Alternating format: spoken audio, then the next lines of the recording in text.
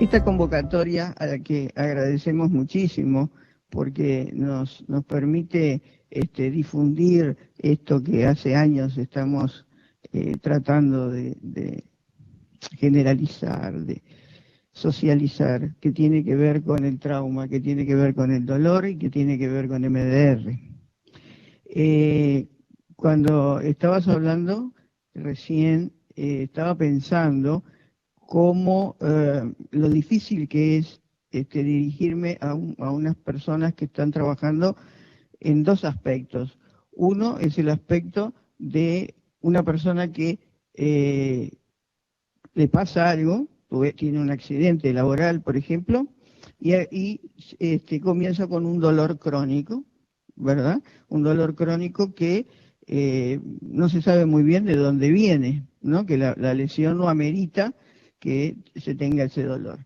Y por el otro lado, ustedes trabajan con personas que aparece el dolor como un síntoma más dentro de todo un cortejo sintomático que tiene que ver con lo que podemos ver del trastorno de estrés postraumático, ¿verdad? Entonces, el dolor referido, o lo que tiene que ver con el trastorno de estrés postraumático, digamos que es mucho más fácil de abordar. Ese dolor, que cuando tratamos el trastorno de estrés postraumático, vemos que también desaparece junto con todos los otros síntomas, siempre y cuando lo tratemos el trastorno de estrés postraumático, si no, ese dolor se va a transformar en un dolor crónico. Tenemos que identificar el trastorno. Pero después está ese otro dolor, ¿no? Ese otro dolor que le llaman emocional, ¿no? ¿Cuántas veces nos derivan a nosotros como profesionales? Mira, te mando a este paciente porque tiene un dolor emocional o tiene está relacionado con cuestiones emocionales. Y yo hasta que empecé con esto de psicotrauma y MDR decía, ¿y emocional qué será? ¿Verdad? ¿Qué le pasa a esta persona que tiene este trastorno emocional? ¿Para dónde agarro yo con esto? ¿Qué trato de esta persona, lo emocional? ¿Le doy un pañuelo para que no llore? ¿Qué hacemos con esto, no? Bueno, y empecé a encontrar las respuestas a partir de meterme en este trauma, ¿sí? Porque termina siendo un trauma para nosotros también. Este trauma vicario, ¿sí? En esta apasionante disciplina que es la psicotraumatología, donde el dolor es un elemento más de toda la sintomatología que pueda tener la persona. Por lo tanto, dame el aparato. Gracias. Por lo tanto, en principio voy a hablar de, de los niños. ¿Mm? Voy a hablar de los niños, voy a hablar cómo se gesta ese dolor y cómo puede aparecer en cualquier momento de la vida frente a un disparador X, ¿verdad? Y qué podemos hacer con este tipo de dolor, que generalmente justamente decimos, son pacientes difíciles, ¿no? Como vos decías, bueno, ya está sano, ¿qué más quiere? Que se vaya para la casa, y bueno, mija, que aguanta el dolor, yo qué sé, ¿qué vamos a hacer contigo? Si no, ¿no? O si no, son pacientes que empiezan a consumir analgésicos ¿no? Y terminan, cuántas veces los vimos nosotros en guardias del hospital, pacientes que vienen hasta acá con una adicción, ¿verdad? Por los analgésicos. Bueno, entonces, obviamente nosotros del dolor consideramos que hay un aspecto físico, sin duda, ¿no?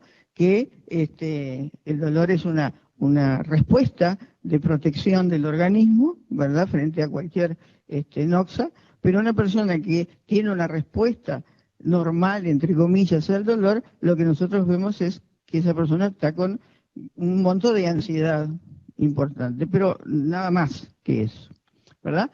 Y bueno, y acá después viene esto que le decía hoy, de los aspectos emocionales, esa incógnita de los aspectos emocionales.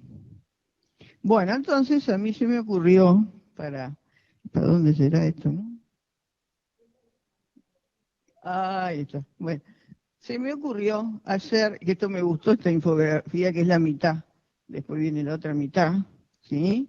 Este, porque pasa en todo este camino, esto de que la vía desde y hacia el dolor, ¿verdad? Entonces, lo primero del dolor crónico, el componente que tiene que ver con experiencias de la niñez, cosa que uno con un paciente en un hospital, y menos si es médico, ¿verdad?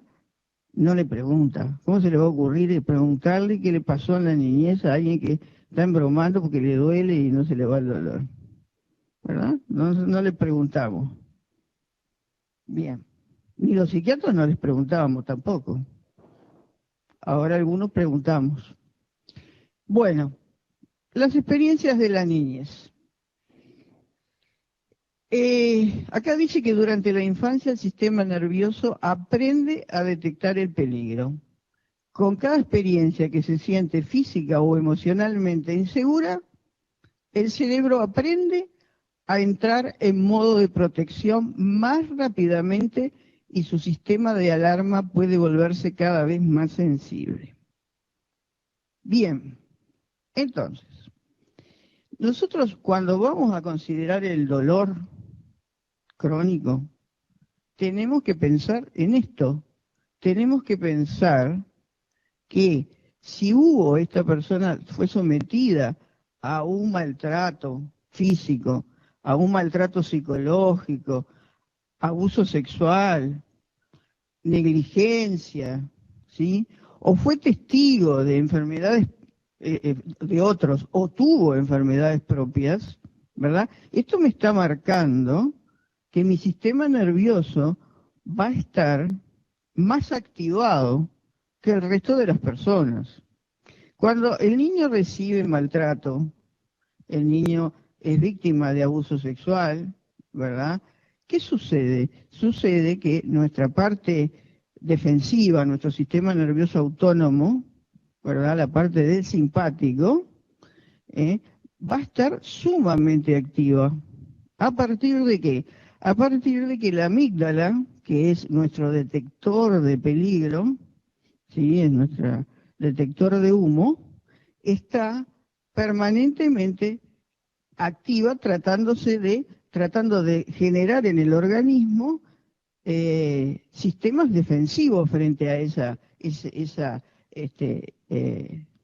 ataque que estamos recibiendo de afuera. ¿Ah? Entonces, ¿qué sucede? Sucede que nuestra amígdala empieza a aumentar de tamaño, se hace más grande, ¿sí? Y a su vez, otra parte de nuestro sistema nervioso, importantísimo, todos son importantes, pero en esto de lo traumático, que es nuestro hipocampo, ¿verdad? Empieza a disminuir de tamaño. ¿Ah? Entonces hay lesiones físicas concretas que se producen cuando hay una traumatización, en la infancia o en la adultez, lo mismo. ¿Ah? ¿Y qué tiene que ver esto? El hipocampo. El hipocampo es el que nos da la referencia, el que tiene la memoria, el que le da contexto a la situación. ¿Ah? O sea que hay una situación de maltrato, la amígdala se activa y se agranda, ¿verdad? Y el hipocampo, que es el que tiene guardadas las memorias de alguna manera referidas, que nos dice si esa situación es peligrosa o no, está disminuida de tamaño, su función disminuye. ¿Sí? Y tenemos el otro gran elemento, que es nuestra corteza prefrontal, que es la que nos regula, de alguna manera. ¿Ah? Y que también en la traumatización esa corteza prefrontal está menos profundida que lo habitual. ¿Ah? Entonces tenemos este combo. Tenemos amígdala grande, hipocampo chico, corteza prefrontal con menos capacidad regulatoria, ¿sí? Y así nos formamos y así seguimos en el resto de la vida. ¿Ah? Y entonces, ¿esto qué tiene que ver con el dolor? Tiene que ver que los recuerdos traumáticos, entonces, se van a guardar en lo que se llama la memoria implícita. no es la memoria que está relacionada con nuestro razonamiento, con nuestro pensamiento. Está todo ahí, es todo automático. La amígdala está permanentemente detectando a ver de dónde viene el peligro, tratando de, ¿sí? Y además tiene una eh, incapacidad para codificar el medio ambiente. Entonces va a codificar señales del medio ambiente como si fueran peligrosas en sí, que no lo son. Y repito que tiene que ver con el dolor. El dolor es parte de todo esto. El dolor, cuando está dentro de estas situaciones de maltrato físico, abuso sexual, negligencia, lo que sea, ¿no está siempre acompañado de dolor? El maltrato, hay dolor. En el abuso, hay dolor. Y entonces, ¿qué son? Memorias somáticas implícitas. Están guardadas allí. Y de repente están guardadas para siempre.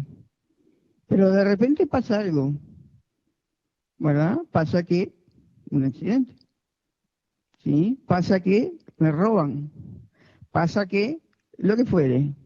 ¿Y qué sucede? Se activa todo eso que estaba guardado en mi memoria implícita. Reacciona. ¿Y de dónde salió este dolor? Está bien, la noxa me produjo el dolor, pero ¿por qué se mantiene? Y se mantiene porque está activado toda esa amígdala, toda esa memoria traumática. Está viviendo el presente, el pasado en el presente. No está viviendo el presente. Entonces, por más que yo le hable, por más que yo haga terapia tradicional, verbal, por más que yo haga una cantidad de cosas, no voy a poder acceder a ese núcleo donde está el dolor, donde se asienta el dolor. Me imagino que esto que yo les estoy contando, ustedes lo habrán visto, los que tratan dolor, ¿eh?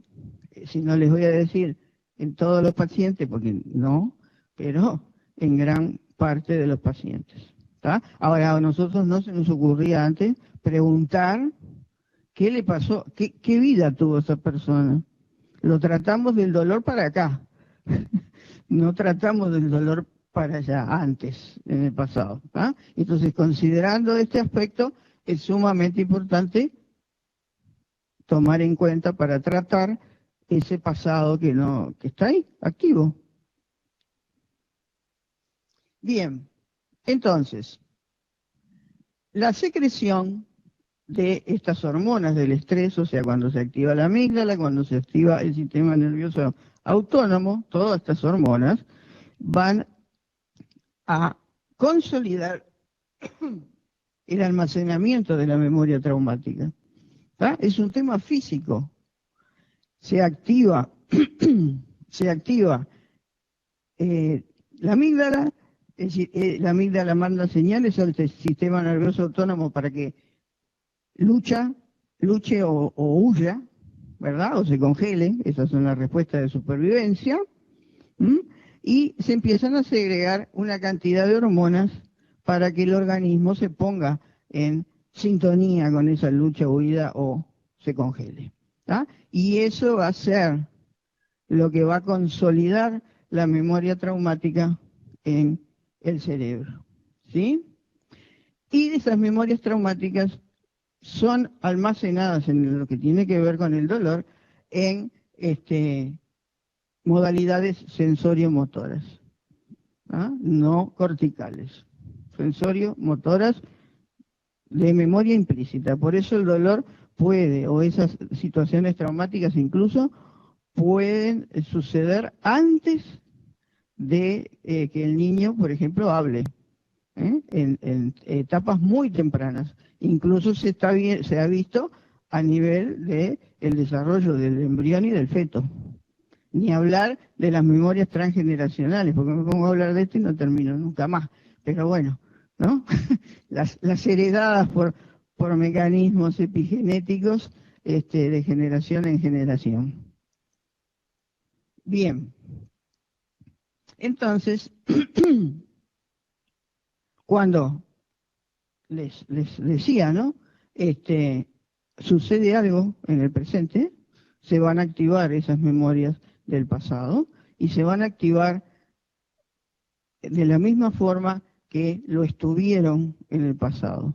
¿Ah? Es como eso, la persona que está sufriendo, qué sé yo, que tuvo un accidente y eso lo imposibilita de hacer las cosas que hacía, se le va a activar una memoria donde de repente, cuando era niño, su familia o sus padres lo encerraban en una habitación y no podía hacer nada, o lo contenían físicamente. ¿Ah? Entonces, ¿qué está sucediendo ahí? ¿Qué estamos tratando? Que el paciente no puede, ¿por qué no puede reintegrarse? ¿Y por qué toma su incapacidad así? ¿Por qué reacciona de esta manera a su incapacidad? Porque está reaccionando en realidad a cuando su padre abusaba de él. No tiene nada que ver con lo que está pasando ahora. Porque se está activando a través de sensaciones físicas de pronto el dolor de la noxa de hoy, está activando el dolor que se producía cuando el padre lo sostenía, ¿no? Entonces, el dolor crónico no es solamente una respuesta emocional automática, emocional, ¿no? Digo esto para que emocional, relacionarlo con algo, sino el componente somático de las memorias, ¿no? Y esto es sumamente importante justamente para el tratamiento, ni más ni menos. ¿Ah? Si cambiamos el chip y empezamos a ver el dolor, a ver de dónde sale, ¿verdad? Y si nos tenemos que remontar a épocas prehistóricas, nos tendremos que remontar. ¿No, Pablo? Vos con MDR y vos, Gustavo. Hay que remontarse allá a, a no sé dónde, ¿eh? No se sabe dónde. Bien, y entonces que esto resume un poco lo que estamos hablando, la exposición repetida a estímulos dolorosos y o traumáticos, ¿ah? Infancia generalmente, va a producir procesos, cambios a nivel de la corteza, a nivel de la zona, de la zona límbica, ¿sí? Neuroplásticos, hay cambios neuronales, ¿no? Por eso la emoción al final, ya que decimos esto de la emoción, ¿dónde está? Está en las neuronas, en el cambio de esas neuronas frente a lo traumático. Esto va a generar, a través de procesos de transducción, alteraciones en la memoria celular, ¿no?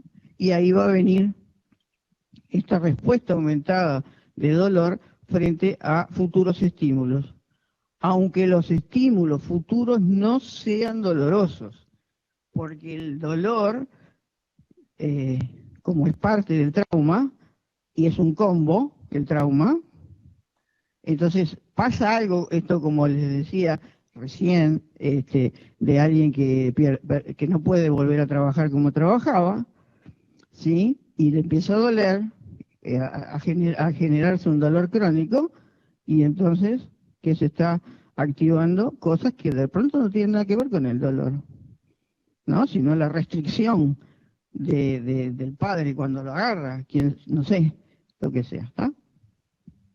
La impotencia, ahí está, ¿eh? La culpa, los sentimientos de desvalorización, ¿no? Todo lo que tiene que ver con la autoestima. ¿Por qué pierdo? ¿Por qué no me puedo adaptar a este nuevo trabajo, en definitiva? ¿Por qué? Es distinto, ya sé, no es lo mismo que hacía antes, ¿tá? En vez ahora de andar correteando, tengo que estar sentado en una oficina. Pero ¿y por qué me afecta tanto? ¿Por qué? Porque me está activando los sentimientos de desvalorización. Me siento desvalorizada porque no puedo hacer lo que hacía. Me siento mal, no valgo nada, no sirvo, no puedo.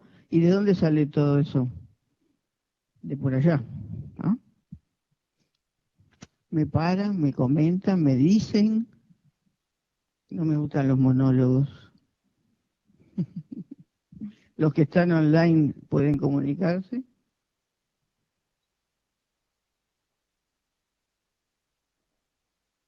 Bueno, muy bien. Continuemos entonces. Ya les hablé de las regiones del sistema nervioso central implicadas en el trauma y el dolor, que son las mismas regiones del cerebro que están implicadas en el dolor son las mismas que están implicadas en el trauma. ¿Ah? Hay un paralelismo entre una cosa y la otra.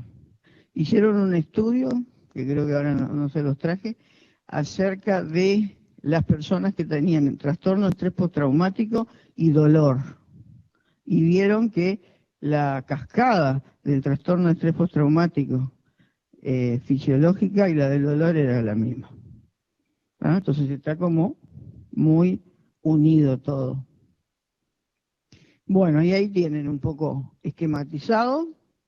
¿Dónde está? Me fui. Acá. Ahí tienen esquematizado. Viene un estresor, una amenaza, está relacionado o no con el dolor.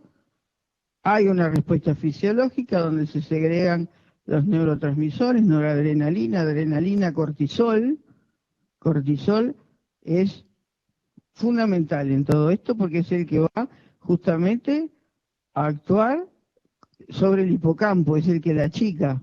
El exceso de cortisol achica el hipocampo, impide las neuronas, que las neuronas continúen funcionando.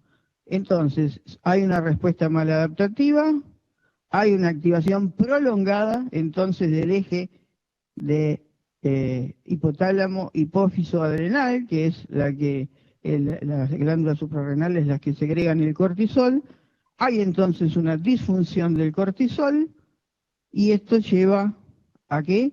A una inflamación, ¿sí? Que es la que va a generar dolor, y hoy por hoy se está viendo que los procesos inflamatorios están detrás también de los trastornos depresivos, ¿no?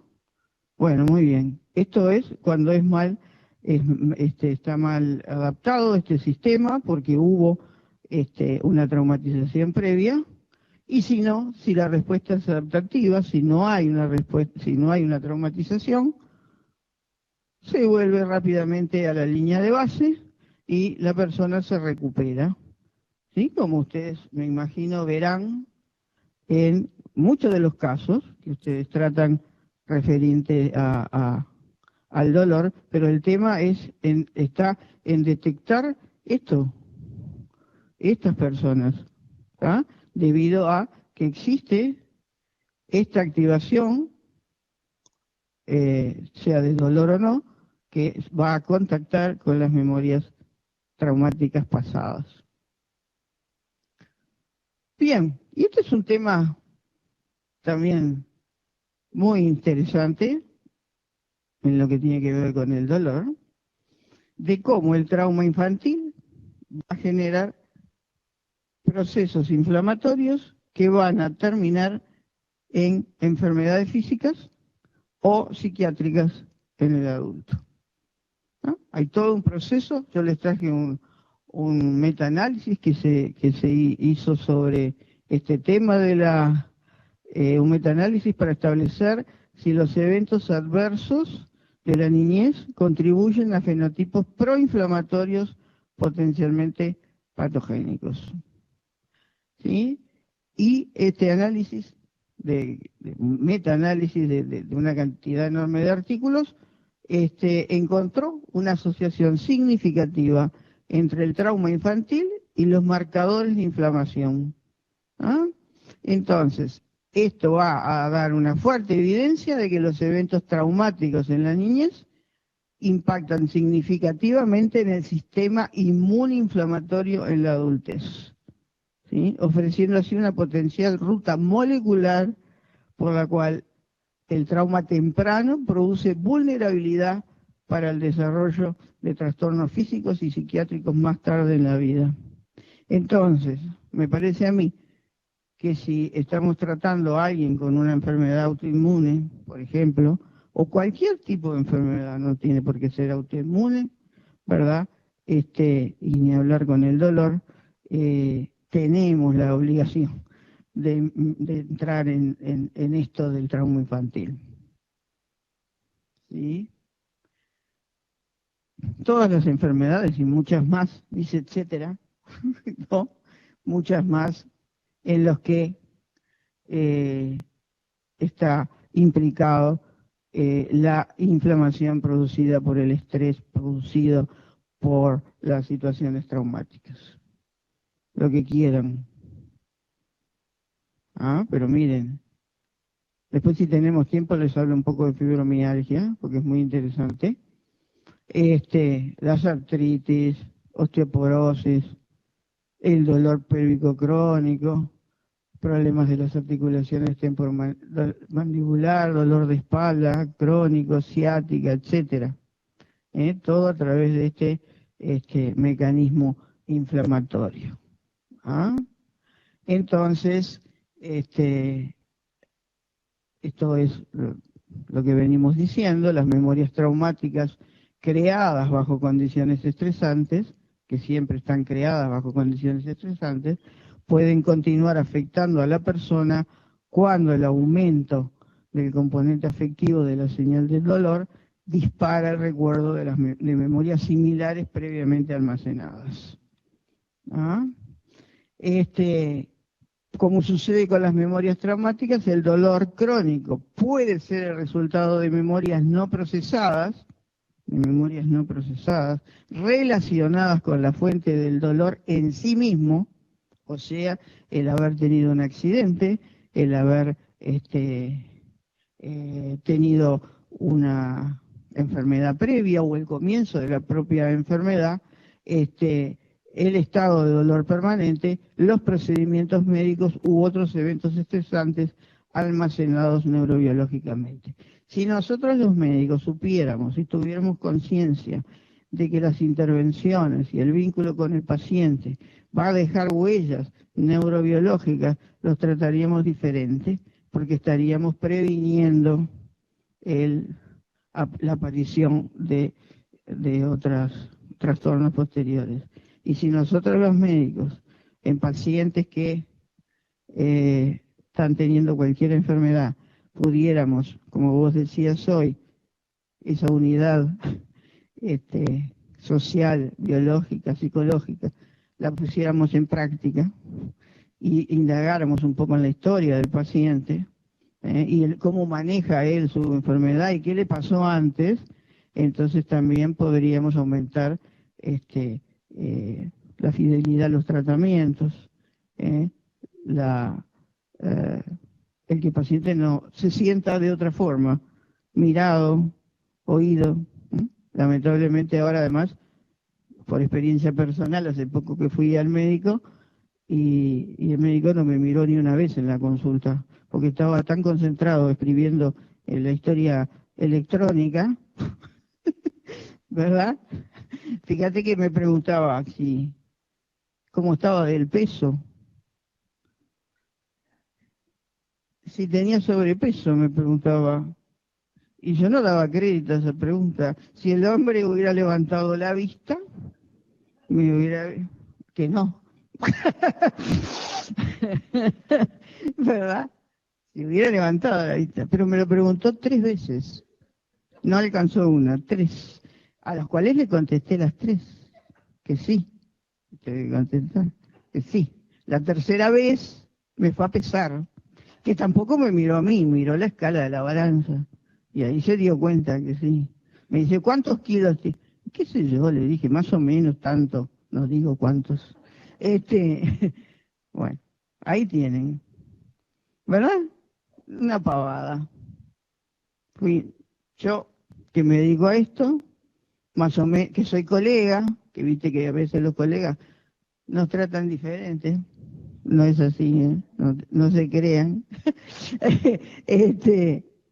Me encontré con alguien que no me miró. en toda la consulta. ¿Cómo me sentí? Horrible. Y yo entonces, ¿qué pensé? ¿Qué está pasando acá que me estoy sintiendo tan mal con este hombre? ¿Por qué me siento tan mal? Y entonces yo, que me dedico a esto, pensé, y se me debe estar activando algún momento donde yo pensé o sentí que no era vista, que no era considerada. Y ahí entonces, ah, entonces dije, que se vaya al diablo, y ahí me recuperé, ¿no? Pero yo que me dedico a esto, y me costó, no se crean que fue tan fácil. Vino la emoción, vino todo, y dije, ¿qué pasa acá? ¿Por qué esta respuesta tan exagerada a, a este pobre hombre? Y esto. ¿Ah? Entonces ahí lo pude manejar. Pero el resto de la gente, que no son tan sabiondos como yo, ni se conocen tanto, sí, Pablo. Ayer en el grupo, estamos terminando el segundo grupo, con Matilde, una de las integrantes del grupo, plantea que en esto que traías de la inflamación me vino, que tuvo un altercado con un integrante del equipo de salud y que la mano se le agrandó. No me acuerdo, creo que era solo agrandar, había otro que le cambiaba de color la mano, pero en esta se le agrandaba de la bronca que tenía y no lo podía manejar, las manos se le inflaban. Y me vino eso de esa cadena que hiciste de manifestación. Tal cual. Esta fue evidente, ¿no? Hay otras que no lo son. Y entonces son el terreno fértil para que si vos tenés un órgano blanco, ahí que es genéticamente predispuesto, ¡plá! Se te va para ahí, te explota la enfermedad. Bueno, muy bien. Miren los estudios Trojas. Estos son para atrás. ¿Me fui? Ah, sí. Trojas de estudios. Estos son unos cuantos que los saqué un día. Ah, si me pongo a sacar estudios de esto, me quedo acá para siempre mostrándoselo. La relación entre abuso físico y sexual y dolor crónico. ¿Cómo se le va a ocurrir a un médico preguntarle al paciente si fue abusado sexualmente? No, pero no se le va a preguntar, y si se lo pregunta el paciente se va a ir y dice, no, porque hay que preguntarlo de determinada manera, después que se estableció un vínculo, ¿no? Tampoco es cuestión de dentro del interrogatorio, ¿ya? Duerme bien, insomnio, dolor de cabeza, ¿qué come? Abuso sexual, ¿verdad? Bueno, pero hay que considerarlo. ¿Por qué? Porque si hubo, y todo esto va a estar detrás de dolor crónico generalizado, periano, vulvodinia, fibromialgia, dolor musculoesquelético, cefalea, ¿eh? una, una encuesta nacional de comorbilidad. Encuesta nacional, vieron que en Estados Unidos cuando hacen las encuestas nacionales son de varias personas, ¿no? No son dos o tres como hacemos nosotros, a propósito de un caso, porque nunca escribimos nada, ¿no? No, bueno, sobrevivientes de abuso, problemas ginecológicos obviamente, dolor, artritis, cefaleas, dolor muscular, dolor lumbar. ¿Cuántas veces en la consulta, después le voy a decir a Virginia que cuente un paciente de ella que ha sido un boom de años de cefaleas, ¿no? Que fue un boom para la neurología, el tratamiento que le hizo. Este, ¿Cuántas veces viene el paciente con estos problemas de cefaleas, de dolores, etcétera? Y en realidad lo que es una memoria, el dolor de una memoria. ¿Cuántas veces vemos, me acuerdo de una colega que me contaba de un paciente que reprocesa todo el abuso y que queda el dolor en un brazo. ¿Y ese dolor en un brazo qué era? Donde el abusador la agarraba, ¿no? Bien. ¿Sigo?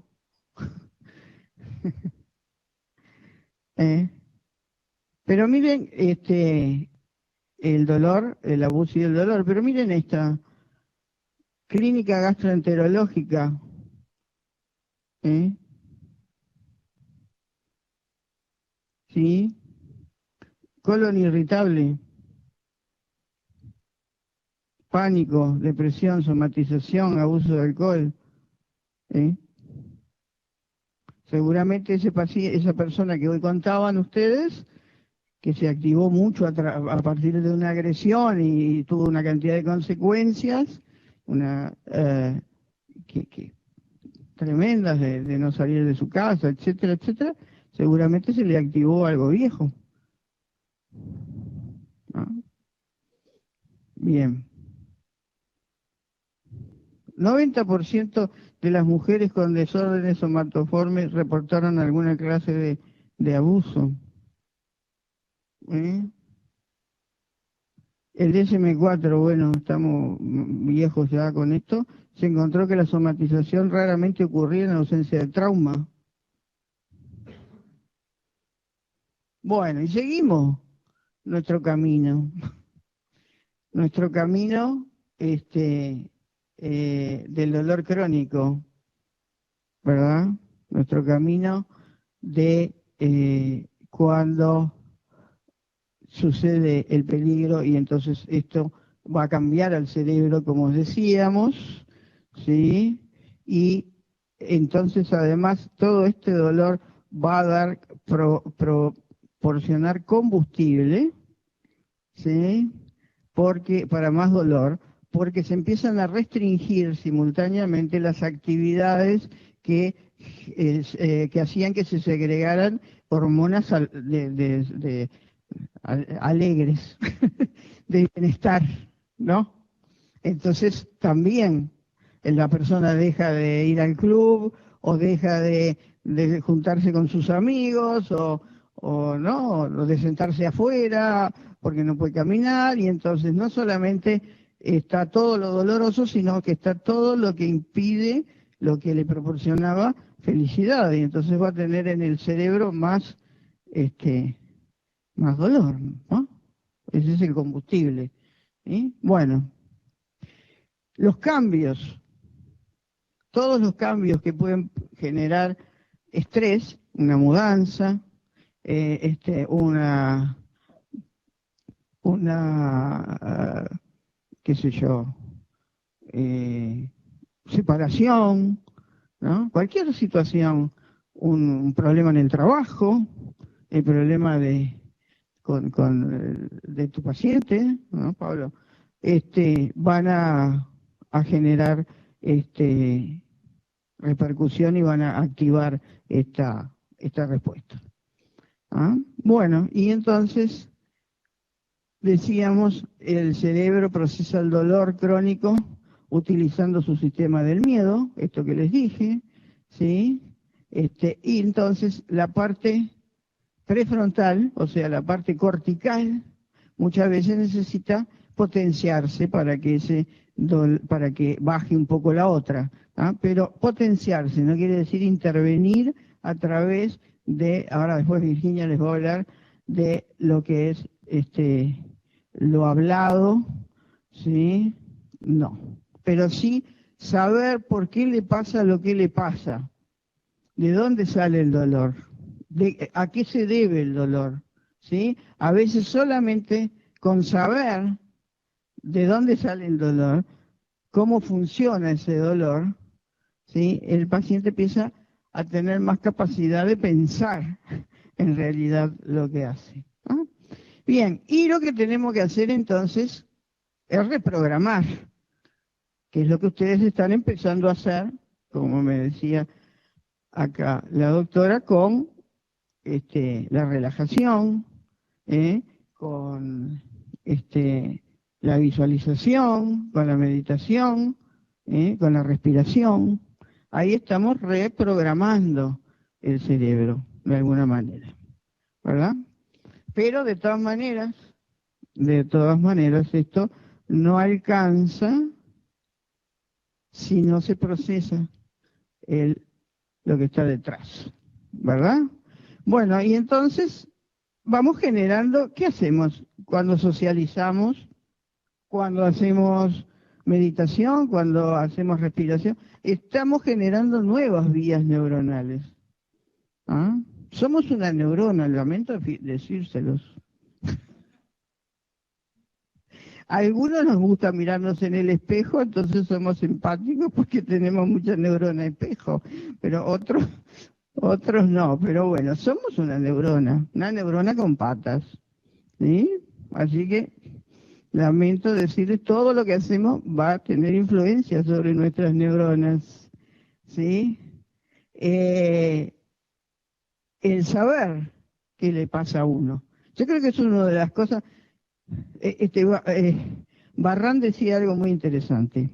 Decía que antes venía el paciente al médico y el médico solamente le recetaba algo, ¿verdad? Tome esto. ¿Mm?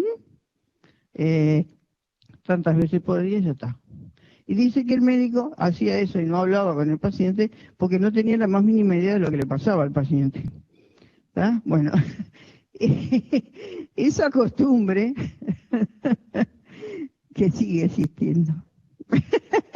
quizás sabiendo un poco más lo que le pasa al paciente, porque tenemos además la paraclínica, ahora más sofisticada, ¿no?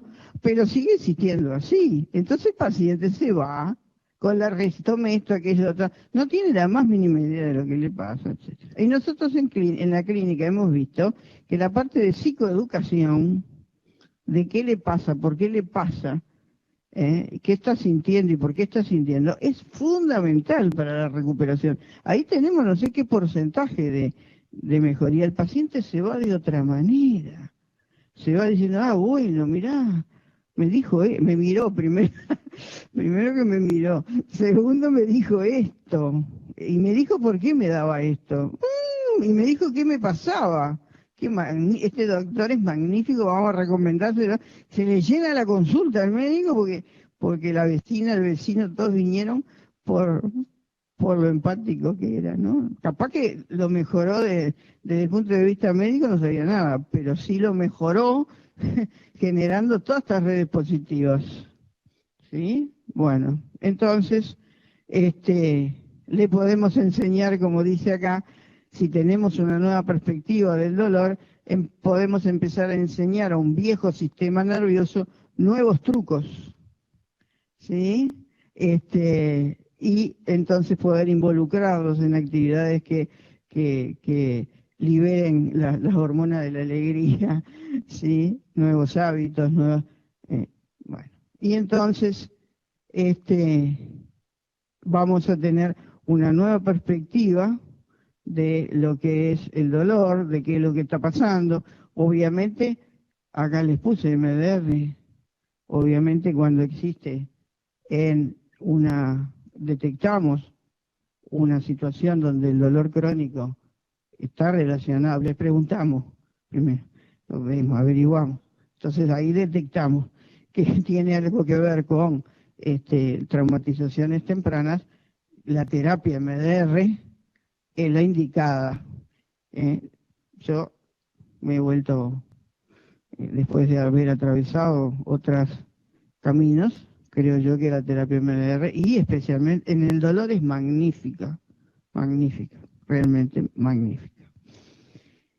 Bien, unos minutos para hablar del dolor que se produce crónico, que empieza a producirse después, que no tiene antecedentes traumáticos previos, sino que se empieza a producir como un síntoma más, como les dije hoy, del trastorno de estrés postraumático. O sea, bien dijeron ustedes, cualquier circunstancia que irrumpe en la vida de las personas puede transformarse o generar un trastorno de estrés postraumático, ¿verdad? Que tiene que ver con la activación, con la hipervigilancia, ¿verdad? La evitación, no ir al lugar donde sucedió el hecho, evitar pasar por ese lugar, activarme por un sonido de repente el de una ambulancia y no tiene nada que ver conmigo, pero me activo porque yo estuve en esa situación, etcétera, etcétera, etcétera. ¿Sí? Y bueno, y dentro de todo ese componente está el dolor.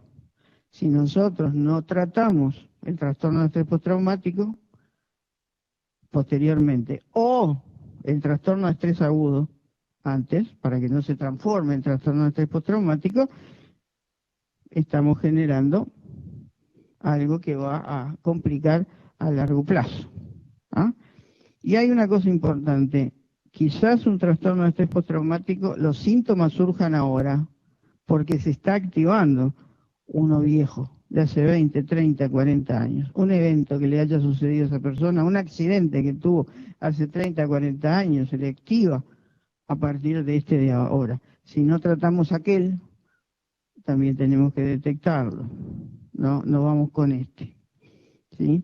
Iba a decir algo que ya me olvidé, no sé cómo, no me olvidé de nada de lo que estaba diciendo hasta ahora, recién ahora me olvido, bueno, no sé, que era, cuando me acuerdo interrumpo, salto y digo, me acordé, aunque no tenga nada que ver con nada, me acordé de lo que iba a decir, bueno, no sé, sí, me acordé ahora, iba a decir, que más o menos personas que están en un evento agudo, un accidente, lo que fuere, un 30% desarrolla un trastorno de estrés postraumático. ¿Por qué será? Bueno, habría que ver. En ese trastorno de estrés postraumático, ¿no habrá otro tipo de traumatización previa que se está activando? Bien. Ahí que me quedo.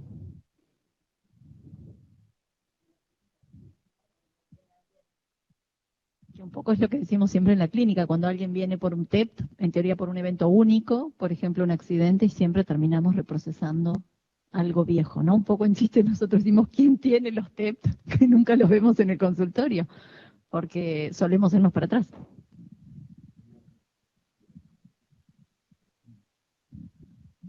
También esto de pensar en lo traumático como evento, como lo fáctico que irrumpe, y los duelos también, ¿no?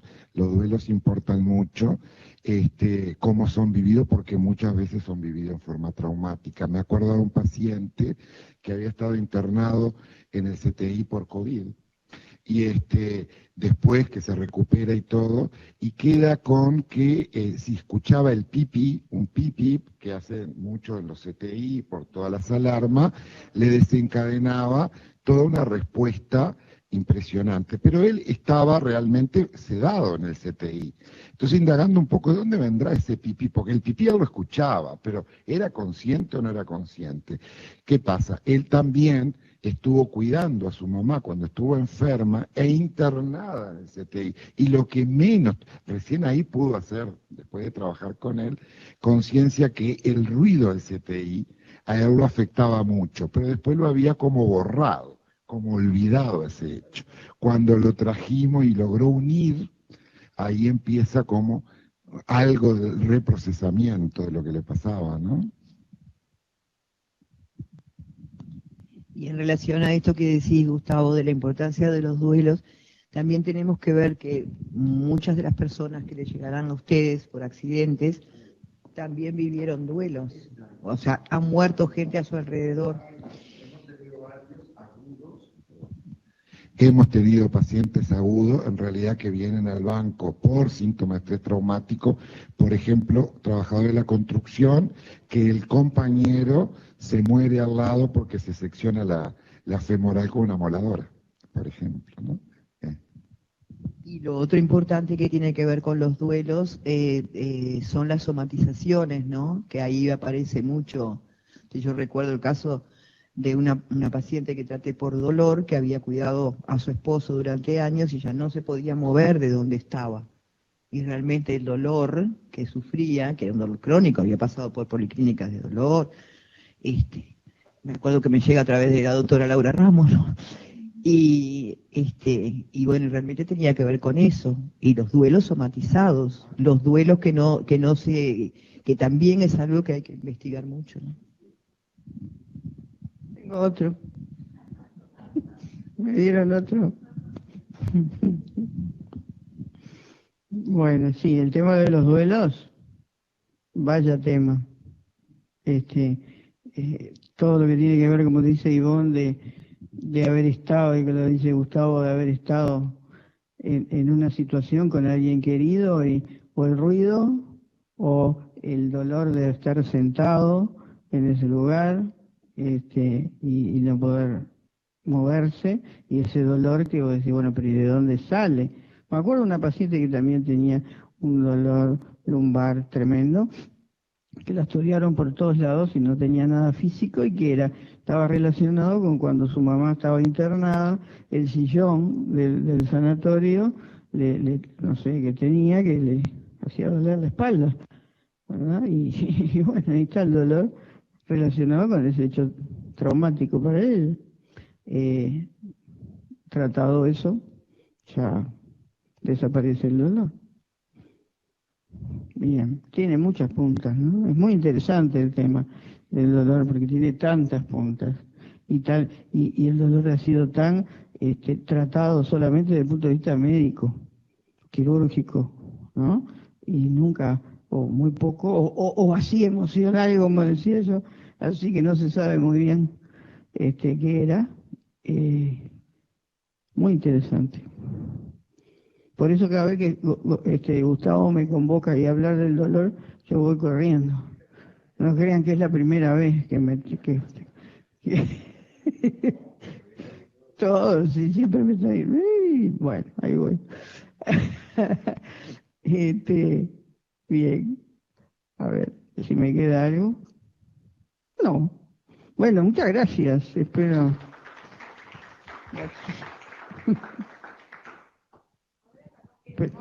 Bueno, no sé qué hora es, no tengo. O como quiera. ¿Preguntas? ¿Algunas preguntas? No sé. Si quieren.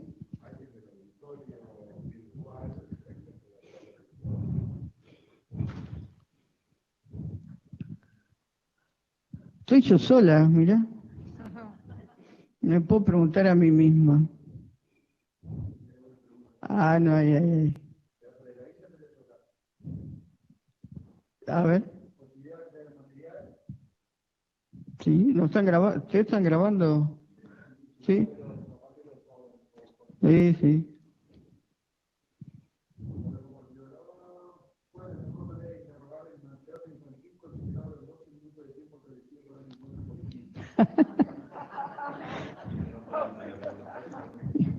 A ver qué voy a contestar. Luego de varios 12 minutos. No los primeros 12. Sí. El vínculo y la corregulación, como está diciendo Virginia.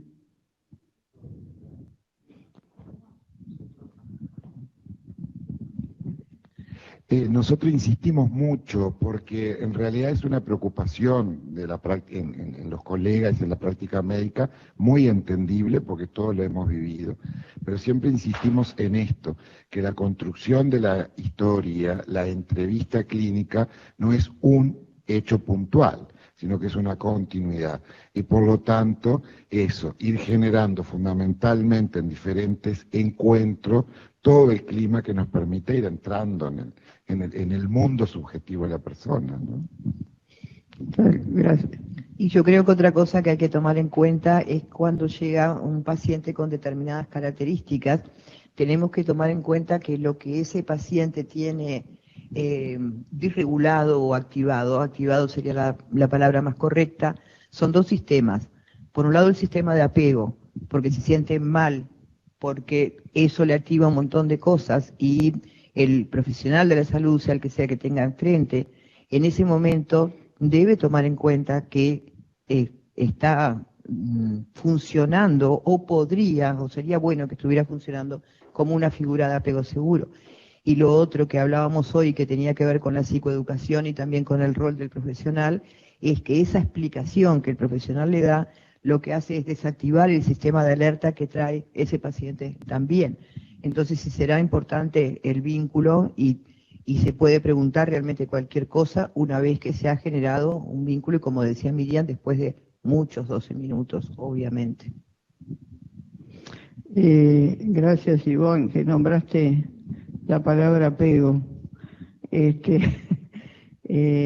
como ustedes saben, el sistema de apego, que es ese vínculo entre el cuidador primario y el bebé, es de suma importancia porque la forma que se vincula, o sea, cómo se da el tipo de apego entre esa díada, se va a seguir funcionando en el resto de la vida si no se hace algo para cambiarlo, ¿no? Entonces nos vamos a encontrar con pacientes que tienen trastornos del apego y entonces esos pacientes van a responder, y tenemos que estar atentos, a responder de diferente forma al que lo trata de cuidar, ¿no? De repente el enfermero, la enfermera, el médico, la médica, queriendo hacer una intervención positiva, un bien, a veces hasta tocan, obviamente un enfermero lo va a tocar al paciente y el paciente va a reaccionar rechazando, no quiero, o no quiero el tratamiento, no quiero que me hablen, no quiero que me toquen, no quiero tomar, no quiero nada. Y bueno, ¿qué es lo que le pasa a ese paciente? Está activando su sistema de apego con el enfermero, con el médico, con quien sea, y tenemos un apego disfuncional, no importa cuál.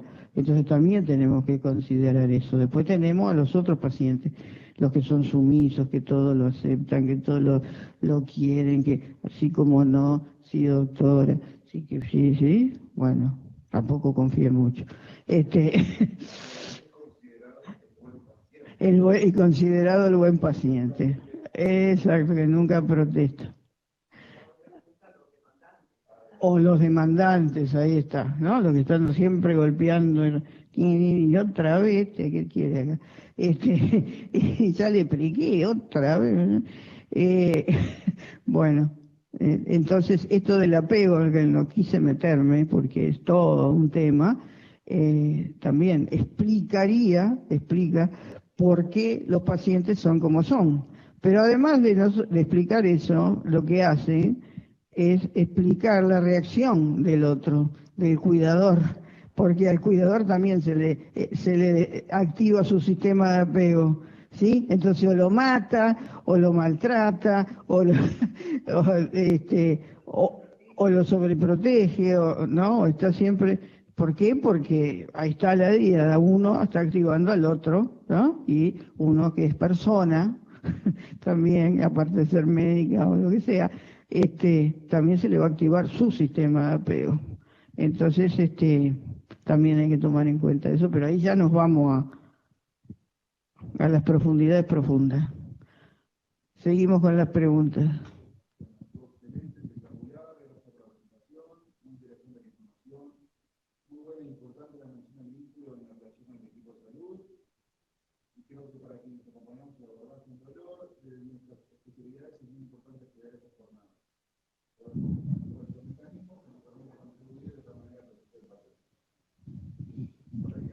Bueno, muchas gracias.